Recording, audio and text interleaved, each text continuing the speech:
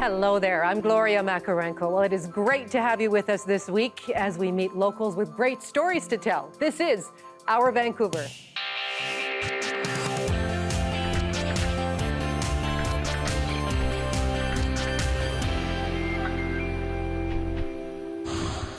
Coming up, finding a way to stay in business. The Hollywood Theater reopens.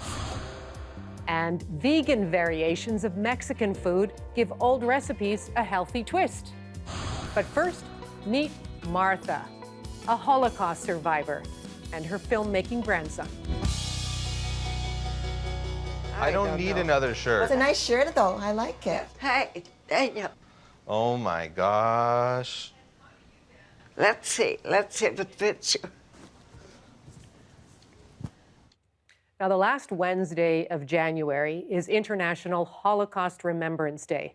It is a horrible time in history, marked with extreme racism and genocide. So to remember it is to hopefully prevent it from happening again.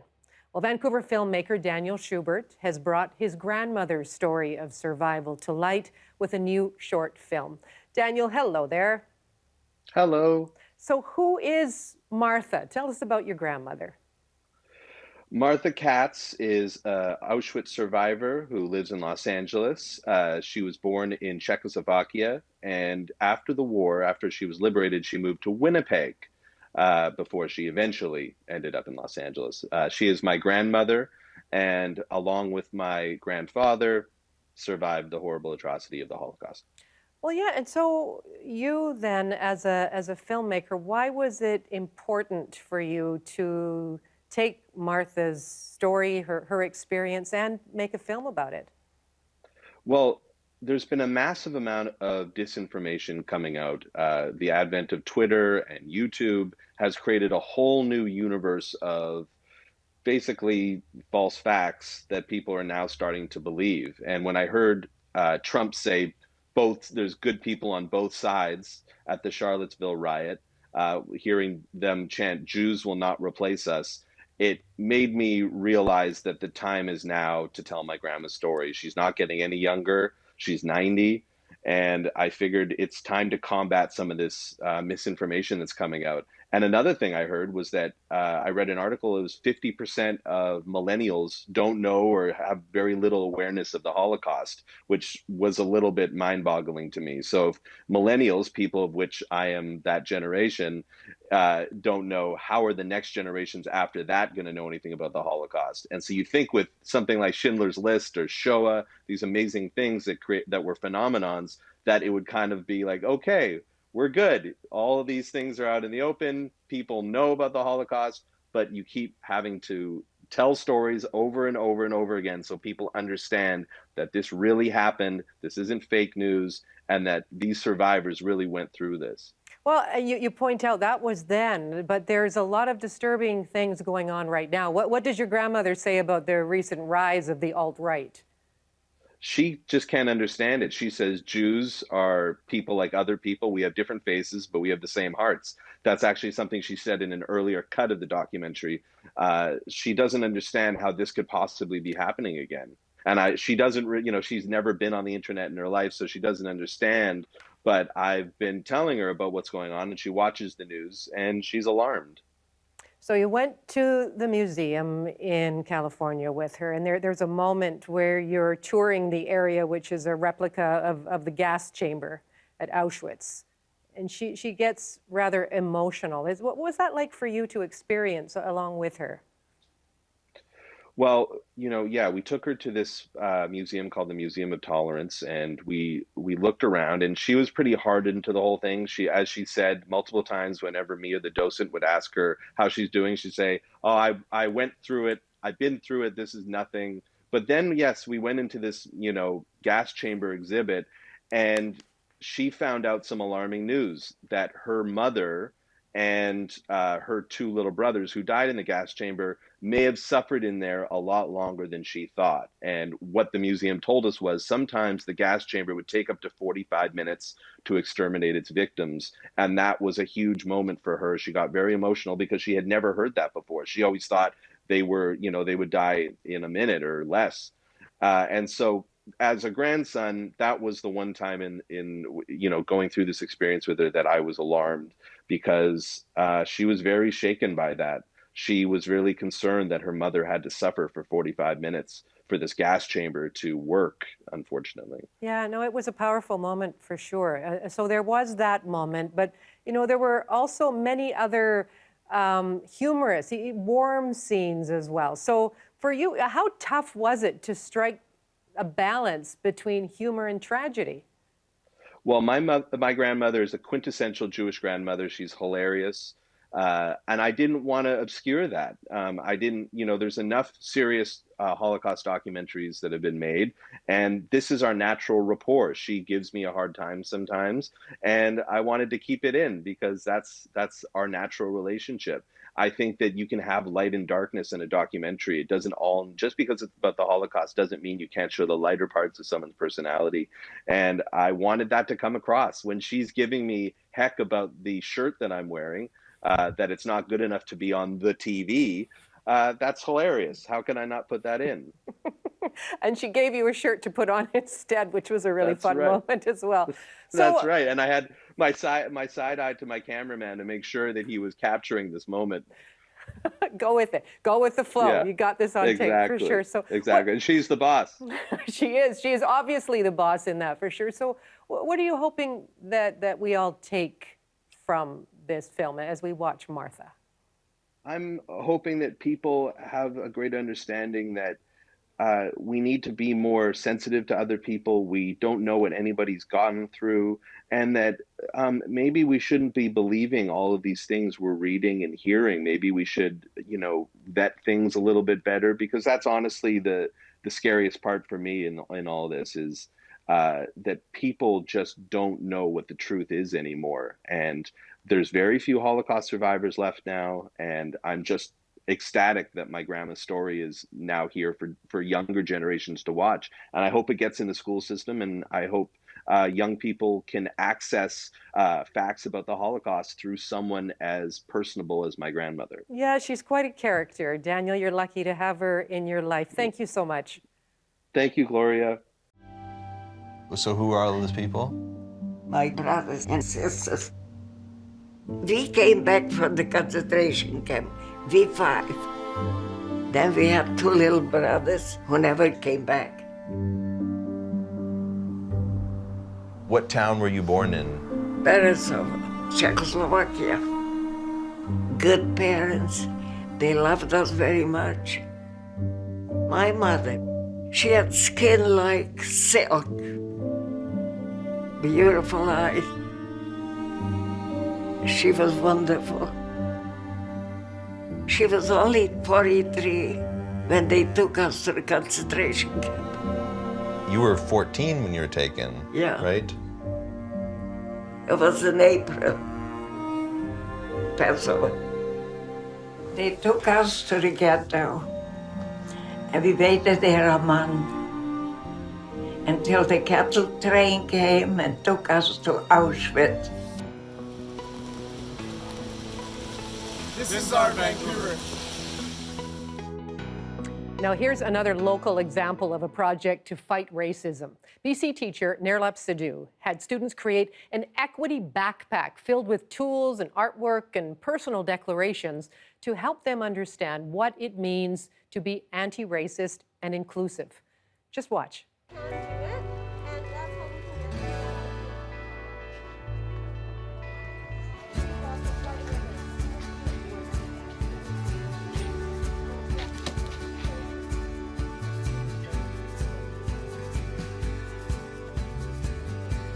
This is one of the things inside my backpack. It's 2 hands making a heart. Some of the words that make the hands are character, family, humor, culture, identity, and knowledge.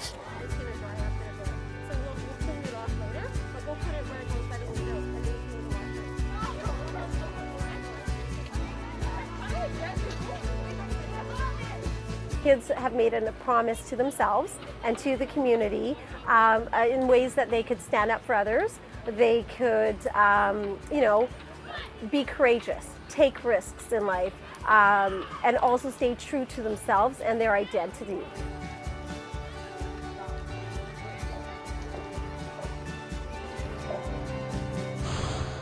All right, it's time for one of our favorite features. This is where we get to showcase a number of the photographs sent in by you, our audience.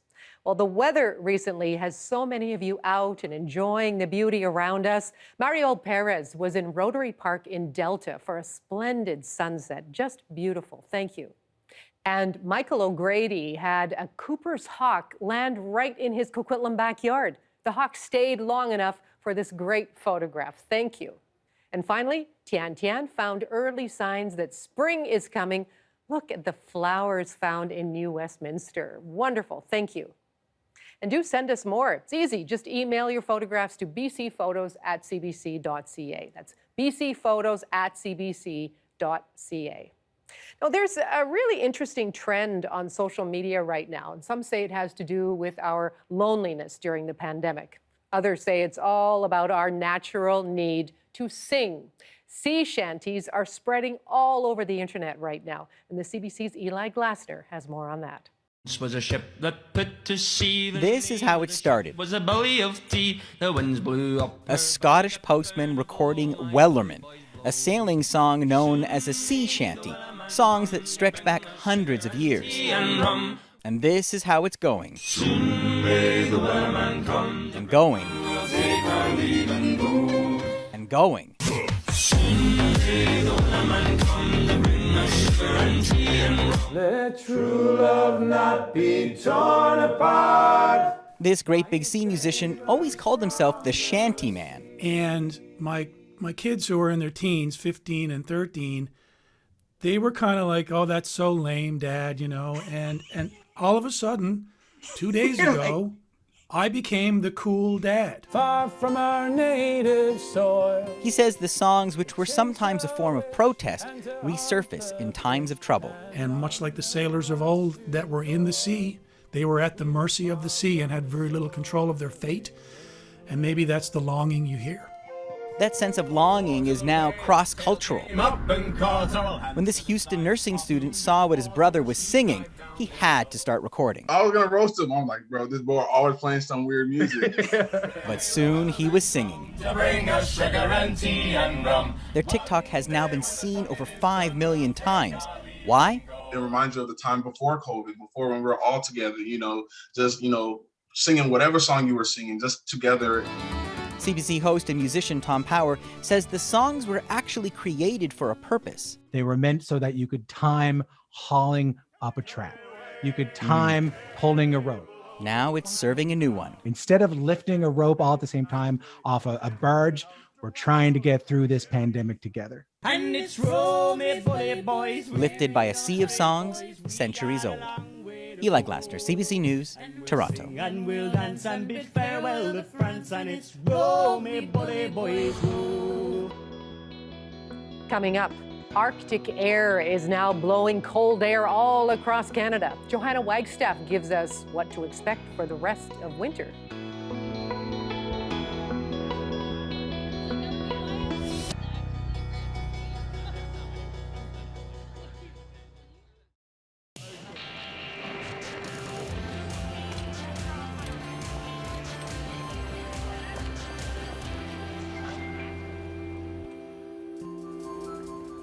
Well, our nose hairs have yet to freeze this winter.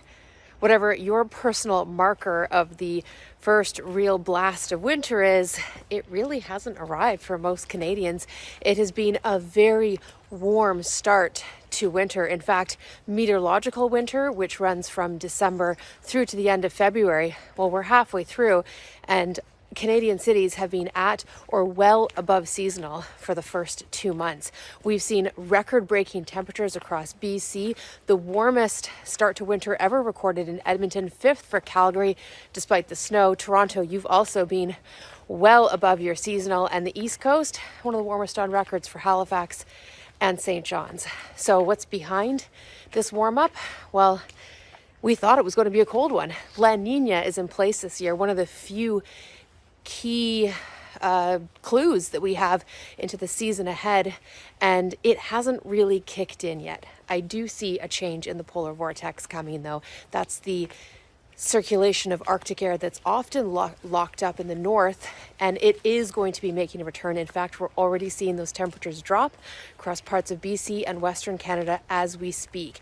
It will filter east, but it's not the widespread return to winter that we were thinking in earlier model runs.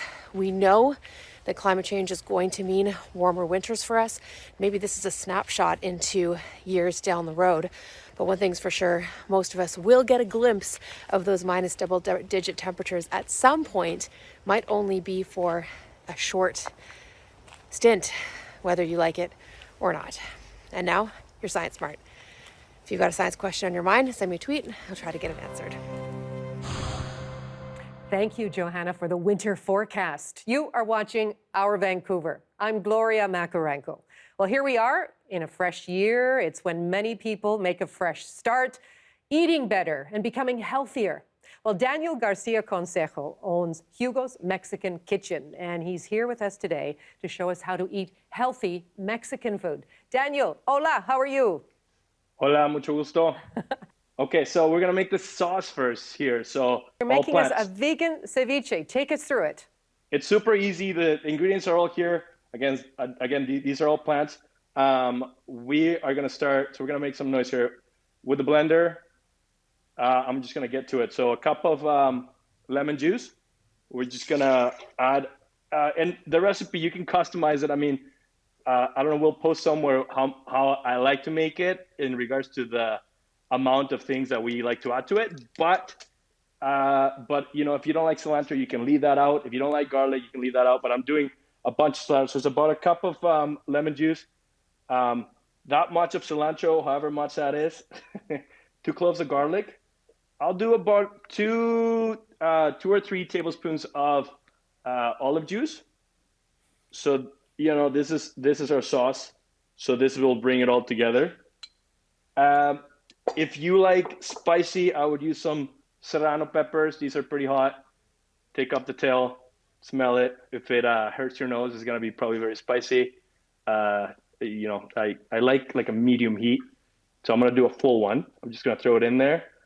I could, you know, I could regret that. It could be very spicy. I just didn't get it. So we'll see. And we'll do about 2 teaspoons of salt. And again, if you don't like, you're watching your sodium or whatever, do less salt. But that's what I'm doing. Sorry, I'm not measuring it, but I sort of trust my fingers now. And what am I missing? Oh, and we're doing a juice of 1 orange. So I would do maybe, if you got orange juice, you don't want to do fresh orange, just to make things easier, probably, you know, half a cup, somewhere around there. And just squeeze it all in there.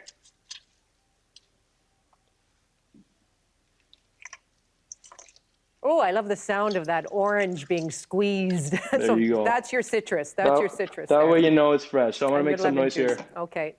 We'll just make it, yeah, just basically gonna blend it till smooth.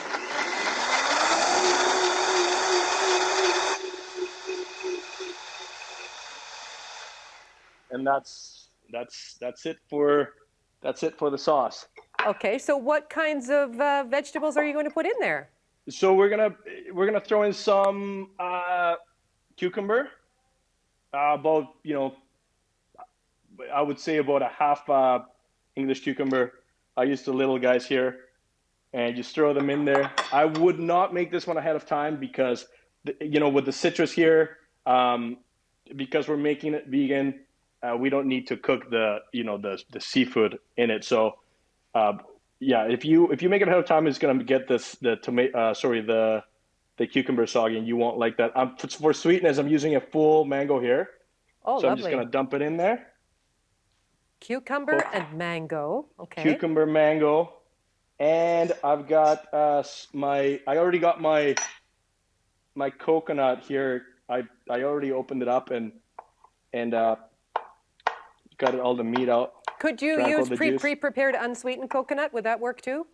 You can, and you know what? Many places already sell the frozen coconut. You just thaw it out, and if you're trying to avoid any animal products, and you can use this instead of seafood. And it honestly, it just has that texture. It might not have that like seafood smell to it, but it definitely has the texture of some like white fish, which is obviously, what ceviche has. So you throw that in there, and you throw in some onions as well for just some bite. And I love your go with the flow kind of preparation, frankly. A little of this, little of that. Who needs to measure? You know what? I don't know any. Well, maybe there are some Mexican chefs out there, but most of us, we don't measure. We just go with it. So hey, if it works for you. There you go. And with the sauce, you just add it in, and you give it a toss. I just grab my spoon. Daniel, that looks so fresh, so lovely. My mouth is watering. So how would you serve it? You put it on some tostaditas. You can either have, fried ones, but if you're really watching your diet, maybe you can toast them up in the oven, cut up some tortillas. These are our tortillas from our restaurant. And you serve them like that, and you put some sliced radishes on top for crunch. And that's it. That is gorgeous. Thank you so much for the winter sunshine, my friend. You enjoy. Thank you, guys. Take care. Hello, my name is Nogol, and this is our Vancouver. If you're looking for online events that you can safely take part in, the Museum of Vancouver is launching an interactive tour to go with the exhibit called A Seat at the Table, Chinese Immigration and BC. Just go to the website for more information.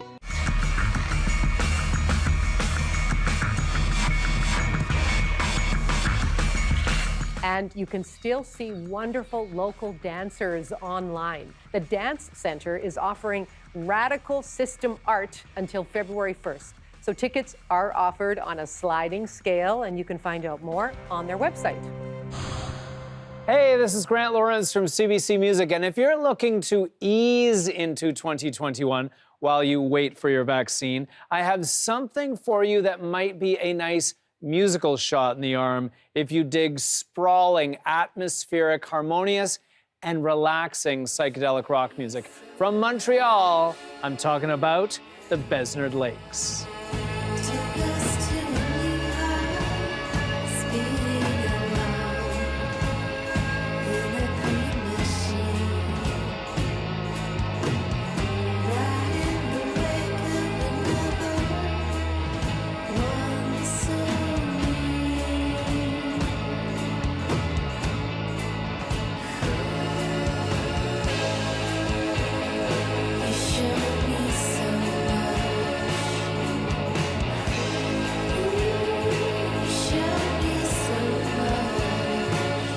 From their 2010 album, The Besnard Lakes Are the Roaring Night.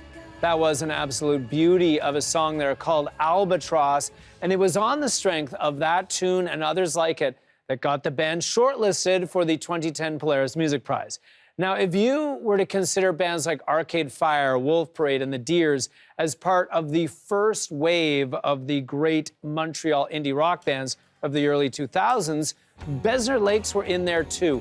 And they definitely emerged as part of the second wave alongside bands like Plants and Animals, Land of Talk, and Carquois.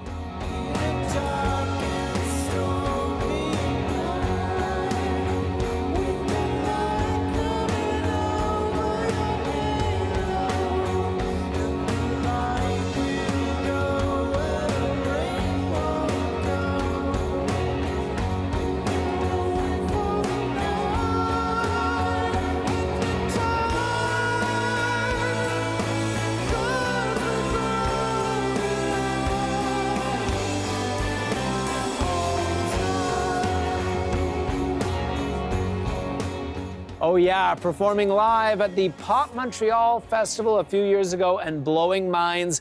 That was the amazing psych rock band, the Besnard Lakes, with Golden Lion from their 2016 album, A Coliseum Complex Museum. So that means it's almost been about a half dozen years since the release of that record. But the good news is the Besnard Lakes are back in 2021 with a big new 72-minute suite called The Besnard Lakes Are the Last of the Great Thunderstorm Warnings. Here's your first warning. It's called Raindrops.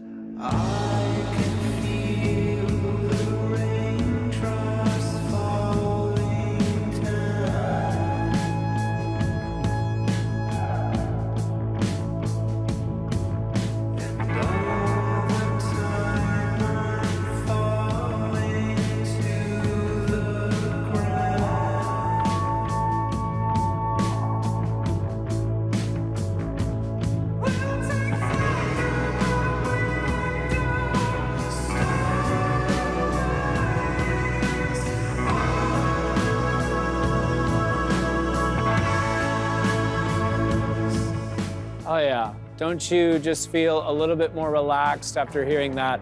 That is the Besnard Lakes with their new single called Raindrops. And yes, geography trivia fans, the Besnard Lakes are named after Besnard Lake in northern Saskatchewan, the home province of co-lead singer and songwriter Jace Lasik, who is also one of Canada's finest producers. Raindrops by the Besnard Lakes is a song that you need to add to your 2021 vaccine waiting playlist.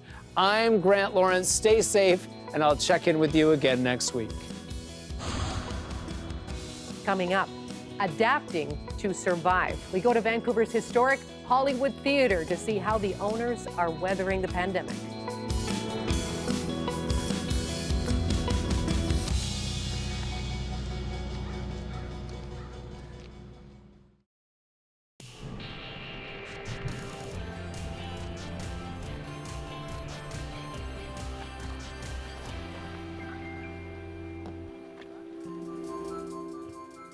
Welcome back to Our Vancouver. I'm Gloria Makarenko. Well, the historic Hollywood Theatre has reopened its doors, and the owners have made many pandemic adaptations, including a decision to change what happens inside the Kitsilano venue. GP Mendoza takes us there.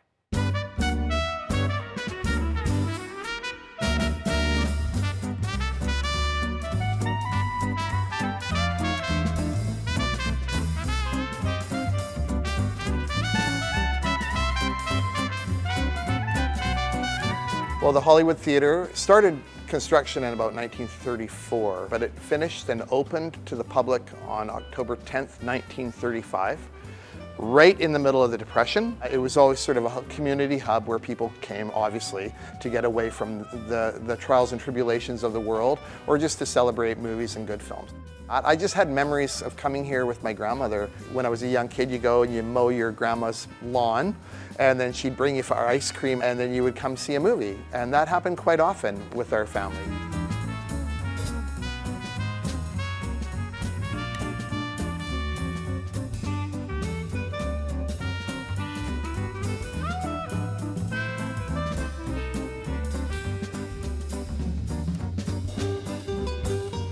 The chairs are the originals. The ones with the wood backs are from the 30s. We built them on these metal sleds and they unbolt from the floors, and then basically we can take them all away. Things like the front of the building color is called cottage cream. It's a color from the 30s. We had to keep that. We had to rebuild and retain the original look of the neon. The sconce lighting on the side walls, we had 2 of those left, I believe, and we had to recreate them all so they looked like they were again heritage again.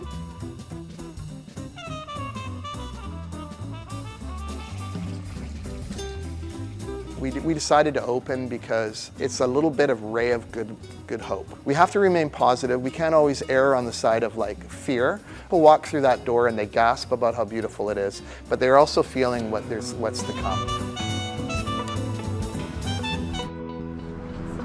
Hi, I'm Max. This is Our Vancouver. Thanks, GP, so much for that story. Now, cooking continues to be a way to pass the pandemic, and many people are trying new things.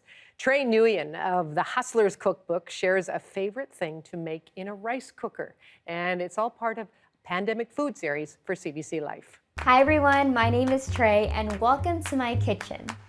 Today, I'm going to show you how you can make a matcha mochi cake just using a rice cooker. You may not think that a rice cooker is a versatile household appliance, but it really is. And my series, The Hustlers Cookbook, is dedicated to showing you all the delicious and simple recipes that you can make just using a rice cooker. And this matcha mochi cake is one of my favorite recipes. It's rich, moist, and chewy. Let's get started. We're going to start off with doing 2 cups of glutinous rice flour, 1/3 cup of sugar, 2 tablespoons of matcha. Those are our dry ingredients, so we're just going to mix that in now. Now let's work on our wet ingredients. So you're going to be needing 2 eggs, and then this is 3 tablespoons of melted butter, 2 cups of soy milk. You can really use any type of milk. And now we're going to slowly add our dry mix into this. So what I love about this recipe is that since we're using rice flour, it actually makes this cake gluten-free. We're just going to keep mixing this in. Glutinous rice flour is very common within Asian cuisines. It's what gives us this chewy texture. All right, so now we've added all of our dry mix to our wet ingredients. So now we're gonna grab our rice cooker. Before we pour our batter in, we're going to grab a stick of butter and we're just going to graze inside our rice cooker just to oil it down. And we're pretty much good to pop it in. And last but not least, 1 cup of white chocolate chips on top. You're going to close your lid and then you're going to hit cook, and that's it. You're going to bake your cake for 7 cycles. When baking inside a rice cooker, the batter doesn't have much liquid. So the rice cooker will only stay in the cook status before going into warm. All you need to do is keep it on warm, don't open up the lid because it's still baking, and then in 5 minutes you can press down on cook again. You're going to repeat this 7 times. What I love most about cooking and baking inside my rice cooker is that in the end, it is such an easy cleanup. Everything just goes into one pot, therefore, only one pot to clean in the end. So after 7 cycles, your cake should look like this, and you're going to let it sit in room temperature for 3 hours. This is exactly the texture that we're going for. This tastes delicious. I hope this matcha mochi cake makes your time at home a little bit sweeter. Now, even though the vaccine is starting to be administered, we are going to be in this pandemic for some time to come. As scientists identify variants of COVID-19 that spread faster and farther than the original virus, health experts are advising us to wear better masks. John Hernandez has more. Health officials don't know how it got here. At least 1 case of a COVID-19 variant first found in South Africa that's more contagious than the original. It is, of course, concerning that we don't know where this arose. However, at the moment, it does not appear to have spread in the community beyond the person that we've identified. 4 more cases in BC of a variant from the UK. Concerns are mounting globally as the mutated strains circulate. Some international health experts now calling for improved access to better masks. We may have to think about better masks. N95s, KN95s, at least surgical masks or reinforced cloth masks that are better. KN95 respirators are made in Canada, produced following a global shortage of medical-grade masks.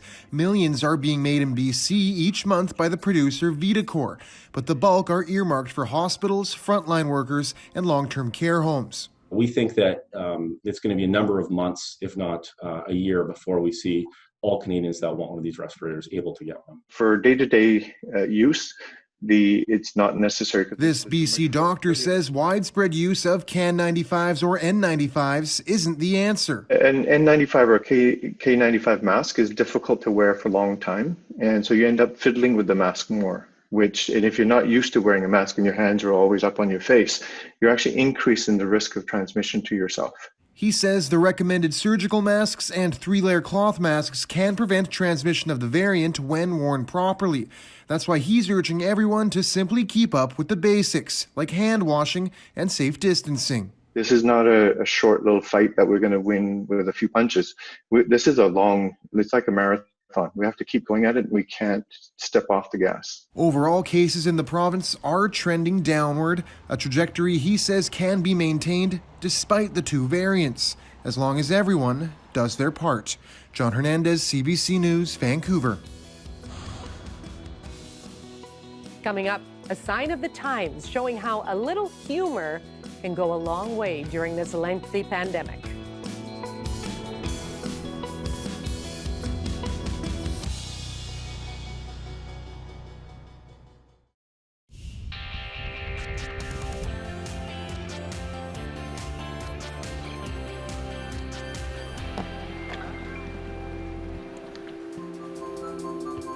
You are watching Our Vancouver. I'm Gloria Makarenko. Now, a Vancouver strip club is raising eyebrows with its tongue-in-cheek marquee.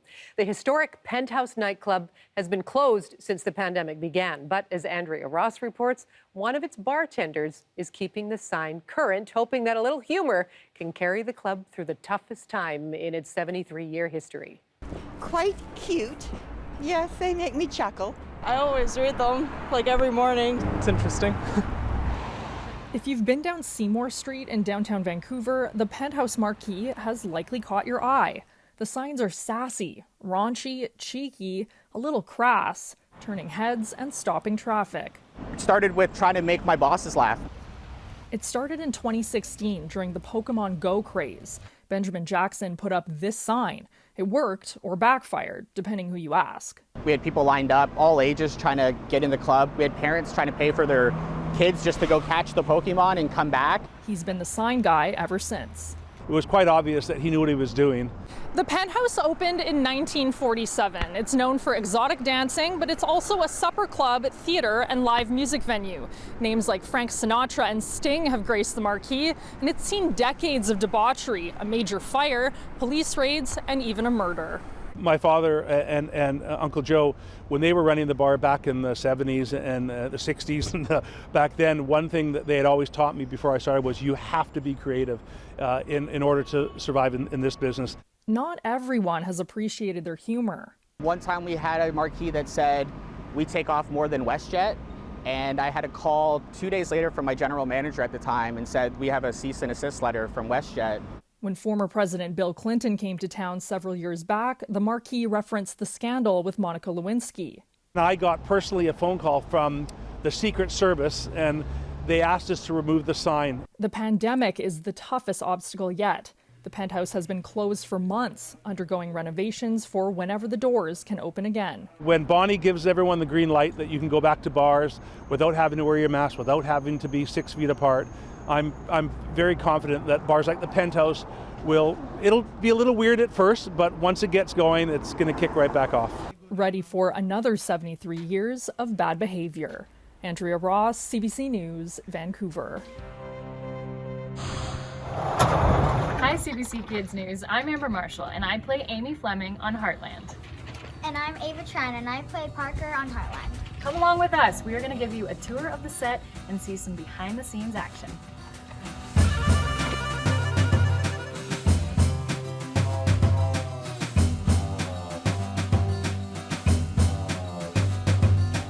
Heartland really is a breath of fresh air when you look at many of the television shows out there.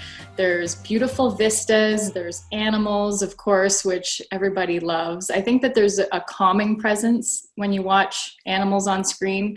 Heartland is primarily horses. Now, some of you might recognize this horse. This is Quigley, who plays Harley on the show. I know that many of you are going to want to see Spartan, but Spartan was left at home today because we don't have any scenes with him.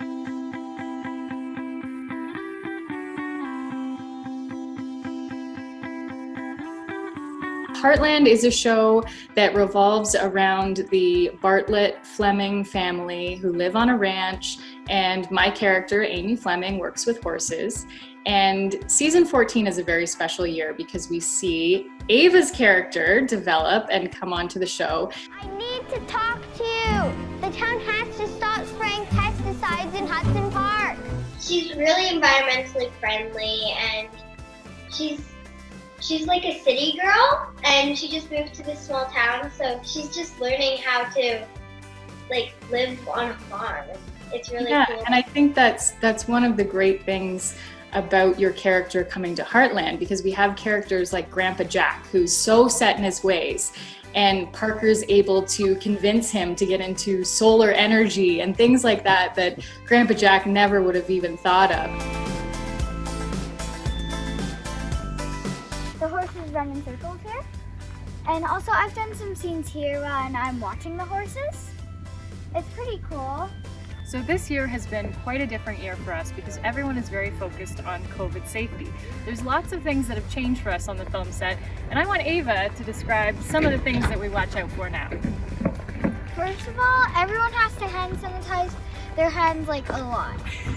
And there's different zones, so if you don't have contact with the actors or anyone that takes their mask off, you're in zone B. But if you're like an actor or if you're a hair person, then you're in zone A. And we try to keep everybody in their zones to help any contamination spreading. And all of us are tested for COVID at least once a week. And we all wear masks at all times, except of course, when we're in front of the camera. I think that everyone is trying really hard to make great TV and keep everyone safe. And so everyone just seems to be still positive and upbeat to be working because a lot of people aren't during this time. So we're so fortunate to be able to create this show. Thanks for checking out our set with us. We hope you had fun and enjoyed the tour. See you later. Bye. This week in 1994, BC was in the middle of a huge dock workers' strike. Longshoremen were fighting for better wages and working conditions, and all shipments of grain and other materials were halted at our local ports. Reporter Ian Gill covered the dispute. Yeah, pretty quiet around the harbour, eh? Day 2 of BC's waterfront shutdown, and Vancouver's docks were at a virtual standstill. 2 tugboats headed out to guide in the only ship to enter Vancouver harbour all day, an oil tanker that didn't need longshoremen to dock. 3,500 dock workers around BC are now locked out. So in Vancouver today, ships rode anchor in the harbour and out in English Bay. They'll be there until a standoff between longshoremen and maritime employers comes to an end. But today, no talks took place. We're hoping that something will break and we'll get back to the bargaining table. That's been our position. We have offered to keep the grain going and have offered to keep the port open and continue bargaining. That wasn't the position of the employer. Locked out longshoremen did offer to allow shipments of grain to continue today, but say port operators closed grain elevators to try and turn up the heat in the dispute. Ripple effects of the dispute were being felt on the North Shore. At Kate's, the slowdown in shipping meant all but 2 tugs were tied up at the docks. A company spokesman said a prolonged dispute would be devastating. I'm not holding this one up. It wasn't all doom and gloom, however. One of Kate's shore crew, Shay Kleinsorge, took the plunge today and, with all hands on deck, married Michelle Baudin. Wait, we weren't ready for that. We're ready. Oh my God. They may live happily ever after. No word yet, though, on when the 2 sides in the waterfront wars will kiss and make up.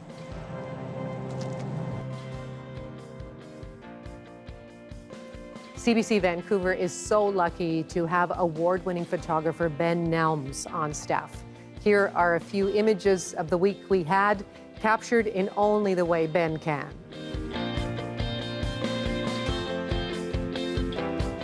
And that's all for our Vancouver for this week. I hope you can join me weekday afternoons on CBC Radio 1 for On the Coast.